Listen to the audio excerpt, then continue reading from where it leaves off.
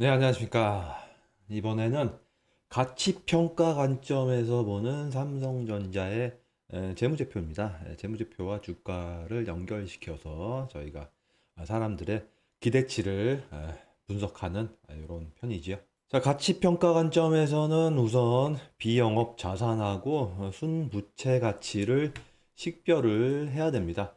그리고 주식 가치는 시가를 가져와 보죠. 지금 저희가 보고 있는 게 2023년도 12월 말 재무제표인데 이것을 반영한 2024년 3월 말 시점의 주가는 490조 원 정도가 됩니다. 주가는 그걸 쓰도록 하고요. 그럼 재무제표를 쭉 보면서 비영업 자산을 빠르게 좀 뽑아보면 주식이나 채권 계정 과목을 뽑으시면 됩니다. 유동자산에서는 단기 상각 후 원가 금융자산, 그리고 여기 당기손익 공정가치 금융자산에 관련된 주석을 보시면 이게 주식이나 채권이다라고 하는 걸 확인할 수 있는데 거기까지는 확인하지 않도록 하겠습니다. 그리고 비유동 자산을 보시면 여기 기타 포괄손익 공정가치 금융자산이라고 하는 게 있고요. 그다음에 당기손익 공정가치 금융자산이라고 하는 게 있네요. 그리고 지난 시간에 확인을 했죠? 관계기업이나 공동기업 투자로 투자가 된 금액이 11조 원 정도다라고 되는 거죠. 뭐 이 정도 하면 되겠죠? 나머지는 다 영업과 관련된 자산이죠. 매출채권, 뭐 미수금, 성급비용, 재고전 다 이 영업하려면 필수적으로 나오는 이런 자산들인 거죠. 그다음에 이 여기서 현금하고 단기 금융 상품은 부채에서 빼주면 되겠죠? 순부채 가치 할 때 빼주면 되겠습니다. 그러면 부채, 이자부 부채는 도대체 뭐가 있냐라고 보시면요. 단기 차입금으로 7조, 그 다음에 나머지는 없고요. 비유동 부채 장기 차입금으로 3.7조, 그 다음에 사채, 회사채의 줄임말이죠. 이걸로 약 5천억, 0.5조 정도가 되는 게 있고요. 나머지는 없습니다. 다 상거래에서 나오는 부채이기 때문에 영업 가치에서 반영이 자동적으로 될 겁니다. 이거 더해서 아까 현금하고 금융상품을 빼주면 순부채 가치가 나오게 되겠네요. 정리를 해보면요. 비영업자산 주식하고 채권 아까 뽑은 거 다 합치면 약 21조 원 정도 나오고요. 순부채 가치는 장단기 차입금 사채 더하고 거기에 현금하고 단기 금융상품을 빼주면 마이너스 79조 원이 나오네요. 그러니까 부채보다 가지고 있는 현금이 더 많다는 의미입니다. 그러니까 시장에서 평가받는 주식 가치는 490조 정도 나오는 거죠. 그러면은 부채와 주식 가치를 합산한 가치가 나오고 비영업 자산을 뽑아놨으니까 영업 가치를 역산을 할 수 있다. 390조 원 정도가 되는 거죠. 삼성전자의 지금 엔터프라이즈 밸류는 이 영업 가치, 그리고 주식과 채권으로 이루어진 비영업 자산의 가치, 그리고 부채를 초과해서 가지고 있는 현금하고 금융자산의 가치로 구별이 되겠네요. 그러면 캐시플로우를 보면서 프리캐시플로우를 한번 뽑아 볼까요? 네, 현금 흐름표를 보고 계십니다. 영업에서 창출된 현금 흐름이 46조 원이에요. 예, 여기는 이자하고 세금이 빠지기 전이죠. 여기서 뒤에 나오는 법인세를 빼주면 법인세 차감 후 영업 활동으로 인한 캐시플로우가 나오겠죠. 이자는 이미 이자부 부채에서 고려를 했기 때문에 또 고려를 해주면 안 됩니다. 뒤에 할인율에서 세후 할인율을 쓸 거기 때문에 세금을 빼줘야 되는 게 맞고요. 그리고 투자 활동으로 인한 현금 흐름에서 유형 자산의 취득이 있죠. 이게 중요한 캐펙스가 되겠죠. 약 57.6조가 나오네요. 어마무시하네요.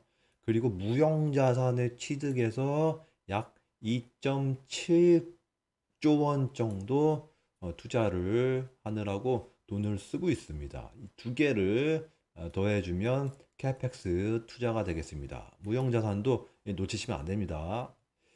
자, 다시 정리를 해보면 방금 본 숫자들이 나와주고 있는 거죠. 2023년도 프리캐시 플로어는 영업 CF에서 법인세를 빼주고 캐펙스를 빼주면 마이너스 20.6조 원의 FCF가 나오게 되겠습니다. 이것만 보고 단순히 장사 완전히 망쳤다 표현하기는 어렵습니다. 이거 1년 동안의 캐시플로우잖아요. 어쨌거나 영업해서 법인세 내고도 약 40조 원에 해당하는 캐시를 창출한 거예요. 미래의 먹거리를 위해서 60조 원의 캐펙스 투자가 들어갔기 때문에 마이너스 캐시플로우가 발생한 거란 말이에요. 23년도에 단순히 플러스 캐시플로우를 내기 위해서 투자를 안 했으면 그게 오히려 더 안 좋은 소식일 수 있는 거죠. 이 투자가 성공을 해갖고 미래의 영업 활동으로 인한 프리캐시 플로우를 쭉 올려주면 되는 겁니다. 그래서 분석을 할 때는 반드시 시계열 분석을 하셔야 됩니다. 지난 10년간의 프리캐시 플로우의 추세입니다. 정말 변동이 심하죠. 2018년을 정점으로 쭉 떨어지고 전체적으로 쭉 떨어지고 있는 모습이 보입니다. 지금은 이제 마이너스가 된 거고요. 프리캐시 플로우가 이렇게 떨어지는 원인은 당연히 두 가지인데요. 영업 활동으로 인한 캐시 플로우가 하락할 수도 있고 캐펙스 투자의 효율성이 안 좋아질 수도 있는 거죠. 그래서 프리캐시 플로우를 다시 영업 활동으로 인한 캐시 플로우하고 좀 더 진한 색이에요. 그 다음에 캐펙스로 분리를 해갖고 좀 리뷰를 한번 해보죠. 이 아래쪽이 캐펙스예요. 원래는 캐펙스 투자를 기초로 해서 얘를 기반으로 해갖고 영업 활동으로 인한 캐시플로우가 증가를 해야 돼요. 간격이 계속해서 이 벌어져야 되는 게 맞거든요. 더 벌어져요. 얘가 더 쭉 이렇게 올라가야 됩니다. 이렇게 올라가면 안 되고 더 올라가야 돼요. 더 올라가야 돼요. 왜냐면 캐펙스가 이렇게 증가를 하고 있기 때문에 쭉 더 올라가야 되는 거예요. 18년도까지 그런 모습을 보였죠. 쭉 전체적으로 증가하는데 이동평균을 그리면 더 좋겠지만 이게 쭉 이동평균을 그렸다고 치고 쭉 이렇게 증가한 겁니다. 이렇게 간격이 계속 예쁘게 이렇게 벌어지죠. 1년 1년을 보면 안 돼요. 이건요. 전체적인 추세를 보셔야 되기 때문에. 근데 2019년도 이후에는 지금 얘기가 달라지고 있죠. 급격하게 지금 캐펙스 라인이 증가를 하고 있는데 영업 활동으로 인한 캐시플로우가 그에 비해서 올라가지 않죠? 전체적으로 횡보하거나 혹은 하락을 합니다. 물론 마이너스가 시작된 것은 2023년도부터입니다만은 차트상 2022년도에 레드크로스가 나왔죠? 지난 시즌 1에서 스타벅스 사례를 진행을 했는데요. 그 회사도 2022년도에 데드크로스가 나왔어요. 아주 비슷합니다. 정말 안 좋은 모습이라고 이미 말씀드린 바 있습니다. 파운드리 공장 멀쩡히 지어놓고 놀리고 있는 모습이 여기서 자연스럽게 지금 머릿속에서 떠오른단 말이에요. 이 차트는 명백하게 19년도부터 진행된 투자는 사실상 비효율적이거나 심하게 말하면 실패한 투자라고도 볼 수 있어요. 지금 저희가 확인을 했지만 삼성전자 1편 영상에서 확인되는 내용연수, 특히 기계장치의 내용연수가 5년이란 말이에요. 그 말은 뭐냐면 2018년도까지 투자한 캐펙스의 투자 연한은 사실상 1, 2, 3, 4, 5 해갖고 23년도까지는 이미 수명이 혹은 효용이 다 했고 2019년부터 투자에 대한 효용은 2024년도부터 순차적으로 효용이 사라집니다. 조금 더 이따 말씀드리겠지만 24년도 이후에 매출이 잘 나와서 캐시플로우나 에비타가 좋아질지언정 이 투자에서 나오는 감가상각비 때문에 영업이익에도 부담을 많이 줄 것 같습니다. 이거 얼추 계산해봐도 매년 40조 혹은 많으면 50조 원 정도까지 계속해서 감가상각비로 비용이 반영이 될 것 같아요. 그럼 영업이익은 생각했던 것만큼 또 많이 안 좋아질 수 있어요. 에비타나 캐시플로우는 확 증가를 해도요. 자, 이 많은 것을 좀 생각을 하게 되는 차트입니다. 지금 이 내용은 시즌 1의 18회차부터 21회차까지에 걸쳐서 자세히 설명드린 내용입니다. 자, 프리캐시플로우를 좀 비교를 한번 해볼까요? 환율 1,300원으로 환산을 해서 달러 베이스로 저희 이전 사례에서 분석한 애플하고 엔비디아하고 비교한 5년치 FCF 차트가 되겠습니다. 2022년까지는 삼성전자하고 엔비디아하고 서로 엎치락 뒤치락 하면서 비슷비슷했죠? 2023년에 완전히 다른 길을 가고 있습니다. 네, 다른 길을 가고 있어요. 지금 엔비디아가 삼성전자보다 프리캐시플로우가 3배 정도 많고요. 3배 정도 많고 시총이 6배 정도 많아요. 네. 그리고 애플하고 좀 비교를 해보면 매출 자체로만 놓고 비교를 해보면 애플이 삼성전자보다 2배 정도 많거든요. 아주 많고 이러지 않아요. 근데 시총 차이는 7배 정도 나거든요. 이런 식으로 매출 따지고 EPS 따지고 PBR 따져보면 애플은 고평가고 삼성전자는 저평가고 한국은 코리아 디스카운트가 있다 이런 식으로 결론을 낼 수 있는데요. 지금 여기 보시면 애플이 삼성전자보다 프리캐시플로우가 9배 정도 높은 거예요. 더 쉽게 표현하면 그들보다 돈을 훨씬 못 벌고 있고 앞으로도 그럴 거라고 보는 거예요. 애플하고 삼성전자의 특정 제품과 제품을 비교하는 건 당연한 거고 당연히 뭐라고 할 수 없습니다. 그런데 지금 회사 대 회사로 비교하는 건 좀 뭐랄까요? 마치 삼성전자하고 네이버를 비교하는 정도로 좀 억지스러운 거예요. 이 차트도 좀 잘 좀 한번 봐주시기 바랍니다. 그럼 결산이 현재 시총은 삼성전자에게 얼마의 미래 프리캐시플로우를 기대하는 것이냐 알아봐야죠. 그러려면 이제 할인율을 결정을 해봐야 되는데 제일 쉬운 방법은 인터넷에서 이미 할인율을 구해놓은 거를 갖다 쓰는 게 제일 쉽습니다. 구글링해서 알파 스프레드라고 하는 사이트에서 구한 할인율을 써보도록 하겠습니다. 보시면 얘네들이 구한 할인율은 7.86%가 나오는데요. 먼저 주주 자본에 대한 할인율 보시면 무위험 할인율을 3.4%를 썼네요. 한국의 금리 상황을 감안할 때 적정하죠? 미국보다 지금 기준금리가 낮으니까 애플 할 때보다 이게 더 낮아요. 그 다음에 베타는 0.9를 갖다 썼고 그리고 ERP라고 약자를 써놨는데 ERP는 뭐냐? 에쿼티 리스크 프리미엄이라고 해갖고 리스크 프리미엄을 얘기하는 거죠. 이거를 4.57%로 해놨는데 이게 좀 낮아 보입니다. 그래서 제가 한국의 가이드라인을 참조해갖고 얘를 8%로 바꾸겠습니다. 베타 0.99 괜찮고요. 그리고 나서 부채에 대한 할인율은 5.11%를 썼네요. 역시 지금 금리 상황을 감안할 때 적정한 것 같습니다. 그리고 주주에 대한 그 자본에 대한 비율이 98%, 부채에 대한 비율이 2%. 맞죠? 얘는 부채가 상대적으로 적으니까 주식 시가와 비교해서 이것도 적정한 것 같아요. 요거 하나만 바꿔놓고 WACC 할인율을 바꿔보면 얘네는 7.86으로 구했는데 저는 요걸 바꿔서 약 8%로 WACC 웍을 바꿔갖고 계산을 해보겠습니다. 지금 이해가 잘 안 되시는 분들은 패스하셔도 됩니다.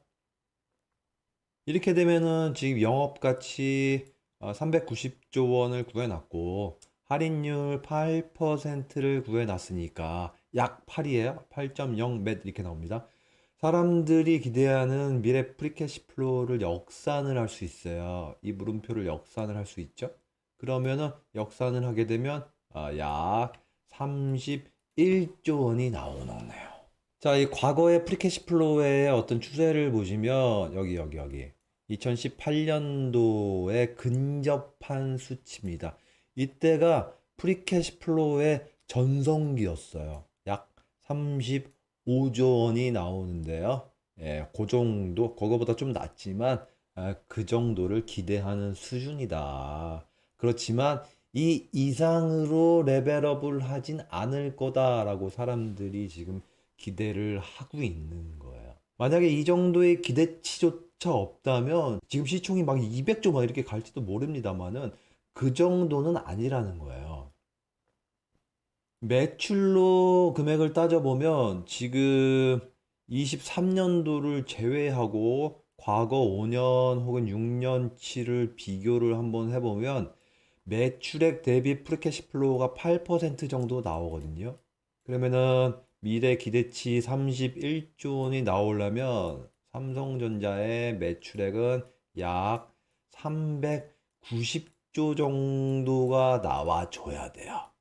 여기서 프리캐시 플로우가 31% 나온다라고 가정을 한번 해보면요. 자, 18년도에 삼성전자의 재무제표를 보고 계십니다. 이때가 역사상 영업이익의 전성기였어요. 프리캐시 플로우도 마찬가지고요.